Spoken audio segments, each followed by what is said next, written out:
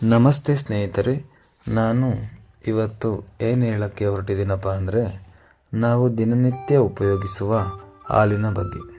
ಹಾಲು ಯಾವಾಗ, ಹೇಗೆ ಮತ್ತು ಯಾವ ಹಾಲು ಉತ್ತಮ ಹಾಗೂ ಹಾಲಿನ ವಿಧಗಳ ಬಗ್ಗೆ ಸಮಗ್ರ ಮಾಹಿತಿ ಕಲೆ ಹಾಕಿ ನಿಮ್ಮ ಮುಂದೆ ಪ್ರಸ್ತುತಪಡಿಸುತ್ತಿದ್ದೇನೆ. ಪೌಷ್ಟಿಕಾಂಶದ ಪಟ್ಟಿಯಲ್ಲಿ ಅಗ್ರಸ್ಥಾನ ಪಡೆದಿರುವ ಹಾಲು ಪೌಷ್ಟಿಕಾಂಶದ ಒಂದು ದೊಡ್ಡ ಆಗರ. ಒಂದು ಕ್ಷಣ ನಿಂತು ಯೋಚಿಸಿದರೆ ಇದು ವಿಚಿತ್ರ ಎನಿಸಬಹುದು, ಆದರೆ ಆಧುನಿಕ ಜಗತ್ತಿನ ಬಹುಪಾಲು ಜನರಿಗೆ ಈ ಹಾಲು ಪೌಷ್ಟಿಕಾಂಶದ ಸಂಕೇತವಾಗಿದೆ. ಆದರೆ ವಿಕಾಸದ ದೃಷ್ಟಿಯಿಂದ ಹಾಲಿನ ಸ್ಥಾನವು ತುಲನಾತ್ಮಕವಾಗಿ ಹೊಸದು. ಉತ್ತರ ಯುರೋಪಿಯನ್ನ ಆರಂಭಿಕ ರೈತರು ಸಾಕುಪ್ರಾಣಿಯಾದ ಹಸುಗಳನ್ನು ಕೇವಲ ಮಾಂಸ ಮತ್ತು ದುಡಿಮೆಗೆ ಮಾತ್ರವಲ್ಲದೆ ಬಿಳಿ ದ್ರವವನ್ನು ಸಹ ನೀಡಬಲ್ಲವು ಎಂದು ಕಂಡುಕೊಂಡರು. ಆಗ ಈ ಅಭ್ಯಾಸ ಪ್ರಾರಂಭವಾಯಿತು. ಸ್ನೇಹಿತರೆ, ಈ ಜಗತ್ತಿನ ಕೆಲವು ಭಾಗಗಳಲ್ಲಿ ಹಾಲನ್ನು ಮೊದಲು ಸಂಶಯಾಸ್ಪದದಿಂದ ನೋಡಲಾಗುತ್ತಿತ್ತು. 2000 ದಶಕಗಳ ಆರಂಭದವರೆಗೂ ಅನೇಕ ಹಿರಿಯ ಚೀನಿ ನಾಗರಿಕರು ಹಾಲು ಅನಾರೋಗ್ಯವೆಂದು ನಂಬಿದ್ದರು.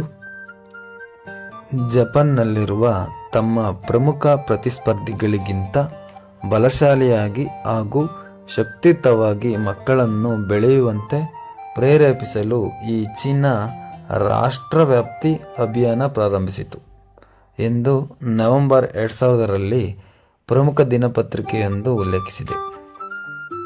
2 ದಶಕಗಳ ನಂತರ ಹಾಲು ಅನೇಕ ಆಹಾರ ಪದ್ಧತಿಗಳಿಗೆ ಪ್ರಮುಖವಾಗಿದೆ. ಮಿತ್ರರೇ, ಹಾಲು ಪೌಷ್ಟಿಕಾಂಶದ ಪಟ್ಟಿಯಲ್ಲಿ ಅಗ್ರಸ್ಥಾನ ಪಡೆಯಲು ಒಂದು ಕಾರಣವಿದೆ.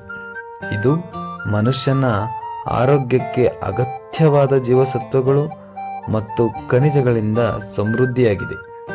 ಇದರಲ್ಲಿ ಪೊಟ್ಯಾಷಿಯಂ, ಕ್ಯಾಲ್ಸಿಯಂ, ರಂಜಕ, ಸೋಡಿಯಂ, ಮೆಗ್ನೀಸಿಯಂ, ವಿಟಮಿನ್ B2 ಹಾಗೂ ಹೆಚ್ಚಿನ ವಾಣಿಜ್ಯ ಪ್ರಭೇದಗಳನ್ನು ವಿಟಮಿನ್ D ಯೊಂದಿಗೆ ಬಲಪಡಿಸಲಾಗಿದೆ. ವಿಶೇಷವಾಗಿ ಈ ಹಾಲು ಸೂರ್ಯನ ಬೆಳಕು ಸೀಮಿತ ಇರುವ ಪ್ರದೇಶಗಳಲ್ಲಿ ಇದು ಮತ್ತೊಂದು ಮೂಳೆ ಸ್ನೇಹಿಯಾಗಿ ಹೊರಹೊಮ್ಮಿದೆ. 2021ರಲ್ಲಿ ನ್ಯೂಟ್ರಿಷನ್ ಮತ್ತು ಮೆಟಬಾಲಿಸಮ್ ಜರ್ನಲ್ನ ಪ್ರಕಾರ ಈ ಅಧ್ಯಯನವೊಂದು ಹೊರಹೊಮ್ಮಿದೆ. ನಿಯಮಿತ ಹಾಲು ಸೇವನೆಯು ದಿನಕ್ಕೆ ಸುಮಾರು 200 ml ಬೇಕು. ಇದು ಹೃದಯದ ರಕ್ತನಾಳಗಳ ಕಾಯಿಲೆ, ಪಾರ್ಶ್ವವಾಯು, ಅಧಿಕ ರಕ್ತದೊತ್ತಡ, ಮೆಟಬಾಲಿಸಮ್ ಸಿಂಡ್ರೋಮ್, ಬೊಜ್ಜು ಇಂತಹ ಅಪಾಯಗಳನ್ನು ಕಡಿಮೆ ಮಾಡುವ ಕ್ರಮಗಳು ಕೂಡ ಇವೆ. ಆದರೆ ಯಾವ ಹಾಲು ಉತ್ತಮ? ಯಾವ ಹಾಲಿನಲ್ಲಿ ಹೆಚ್ಚು ಪೌಷ್ಟಿಕಾಂಶಗಳಿವೆ? ಹಾಗಾದರೆ ಹಾಲಿನಲ್ಲಿ ಎಷ್ಟು ವಿಧಗಳಿವೆ ಎಂದು ತಿಳಿಯೋಣ ಬನ್ನಿ. ಸ್ನೇಹಿತರೆ, ಹಾಲಿನಲ್ಲಿ ಪ್ರಮುಖವಾಗಿ A1 ಮತ್ತು A2 ಎಂಬ 2 ವಿಧಗಳಿವೆ. A1 A2 ಏನಪ್ಪ ಅಂದರೆ, ಹಾಲಿನಲ್ಲಿರುವ ಪ್ರೋಟೀನ್ನ ರಚನೆಯ ಆಧಾರದ ಮೇಲೆ ಈ A1 A2 ಎಂದು ಪರಿಗಣಿಸಲಾಗುತ್ತದೆ. ಈ A1ನಲ್ಲಿ A1 ಬೀಟಾ ಕೇಸಿನ್ ಪ್ರೋಟೀನ್ ಹಾಗೂ A2ನಲ್ಲಿ A2 beta casein protein. A1 ಹಾಲಿನ ಹಸುಗಳು ಯಾವಪ್ಪ ಅಂದರೆ, ಈ ಕ್ರಾಸ್ ಬ್ರೀಡ್ ಹಸುಗಳು, HF ಜರ್ಸಿ. ಈ A2 ಹಾಲಿನ ಹಸುಗಳು ಇವು ಯಾವಪ್ಪ ಅಂದರೆ ಪ್ರಪಂಚದ ಮೂಲ ತಳಿಗಳು. ನಮ್ಮ ಭಾರತದ ವ್ಯಾಪ್ತಿಗೆ ಬಂದರೆ ಮಲೆನಾಡು ಗಿಡ್ಡ, ಹಳ್ಳಿಕಾರ್, ಅಮೃತ್ ಮಾಲ್ ಕೌಲ್, ದೇವಣಿ, ಕಿಲಾರಿ, ಕಾಂಕ್ರೇಜ್, ತಾರ್ಪಾರ್ಕರ್, ರೆಡ್ ಸಿಂಧಿ, ಗಿರ್, ಸಾಹಿವಾಲ್ ಇನ್ನೂ ಮುಂತಾದವು. ಈ 2 ವಿಧದ ಹಾಲಿನಲ್ಲಿ ವಿಶೇಷತೆ ಏನೆಂದರೆ, A1 ಹಾಲಿನಲ್ಲಿ A1 ಬೀಟಾ ಕೇಸಿನ್ ಪ್ರೋಟೀನ್ ಇದು ಜೀರ್ಣವಾಗುವ ಸಮಯದಲ್ಲಿ BCM7 ಅಂದರೆ ಬೀಟಾ ಕೆಸಮೋರ್ಫಿನ್ 7 ತಯಾರಾಗುತ್ತದೆ. ಆದರೆ A2 ಹಾಲಿನಲ್ಲಿ A2 ಬೀಟಾ ಕೇಸಿನ್ ಜೀರ್ಣವಾಗುವ ಸಮಯದಲ್ಲಿ BCM7 ತಯಾರಾಗುವುದಿಲ್ಲ. ಈ A1 ಹಾಲಿನ BCM7 ರಕ್ತದಲ್ಲಿ ಸೇರಿಕೊಂಡು ಇದು ಅನೇಕ ಕಾಯಿಲೆಗಳಿಗೆ ಶುರು ಮಾಡುತ್ತದೆ. ಇದಕ್ಕೆ ಸಂಬಂಧಿಸಿದಂತೆ ಹೇಳುವುದಾದರೆ ಸುಮಾರು 30 ವರ್ಷಗಳ ಹಿಂದೆ ಬಾಬ್ ಎಲೆಟ್ ರವರು ಈ ಹಾಲಿನ ಬಗ್ಗೆ ಸಂಶೋಧನೆ ನಡೆಸುತ್ತಾರೆ. ಅದೇನಪ್ಪ ಅಂದರೆ ನ್ಯೂಜಿಲೆಂಡ್ ಮತ್ತು ಸಮೂಹ ದ್ವೀಪದ ಈ ನ್ಯೂಜಿಲೆಂಡ್ ಹತ್ತಿರ ಇರುವ ಸಣ್ಣ ದ್ವೀಪ. ರಿಸರ್ಚ್ ಮಾಡುತ್ತಿರುವ ಬಾಬ್ ಎಲೆಟ್ ರವರಿಗೆ ಒಂದು ಆಶ್ಚರ್ಯ ಕಾದಿರುತ್ತದೆ. ಏನಪ್ಪ ಅಂದರೆ ನ್ಯೂಜಿಲೆಂಡ್ನಲ್ಲಿ ಬೆಳೆಯುತ್ತಿರುವ ಸಮೂಹ ದ್ವೀಪದ ಮಕ್ಕಳಲ್ಲಿ ಟೈಪ್ 1 ಡಯಾಬಿಟಿಸ್ ಕೇಸು ಜಾಸ್ತಿ ಇರುತ್ತದೆ. ಅದೇ ದ್ವೀಪದಲ್ಲಿ ಬೆಳೆಯುತ್ತಿರುವ ಮಕ್ಕಳಲ್ಲಿ ಟೈಪ್ 1 ಡಯಾಬಿಟಿಸ್ ಕೇಸ್ಗಳು ಕಡಿಮೆ ಇರುತ್ತದೆ. ಇದರಿಂದ ಆಶ್ಚರ್ಯಚಕಿತರಾದ ಬಾಬು ಎಲೆಟ್ ರವರು ಆ ಮಕ್ಕಳ ಜೀವನ ಶೈಲಿ ಮೇಲೆ ಇನ್ನೂ ಹೆಚ್ಚು ಸ್ಟಡಿ ಮಾಡುತ್ತಾರೆ. ಆಗ ವಿಷಯ ಗೊತ್ತಾಗುತ್ತದೆ, ನ್ಯೂಜಿಲೆಂಡ್ನಲ್ಲಿ A1 ಹಾಲನ್ನು ಹೆಚ್ಚು ಸೇವನೆ ಮಾಡುತ್ತಿದ್ದರು, ಸಮೂಹ ದ್ವೀಪದಲ್ಲಿ A1 ಹಾಲನ್ನು ಕಡಿಮೆ ಸೇವನೆ ಮಾಡಿ A2 ಹಾಲನ್ನು ಅಂದರೆ ದೇಶಿ ಹಸುಗಳ ಹಾಲನ್ನು ಜಾಸ್ತಿ ಸೇವನೆ ಮಾಡುತ್ತಿದ್ದರು ಎಂದು. ತಾವು ಕಂಡುಹಿಡಿದ ಸಂಗತಿಯನ್ನು ಖಚಿತಪಡಿಸಿಕೊಳ್ಳಲು ಬಾಬ್ ಎಲೆಟ್ ರವರು ಇಲಿಗಳ ಮೇಲೆ ಪ್ರಯೋಗ ಮಾಡ್ತಾರೆ.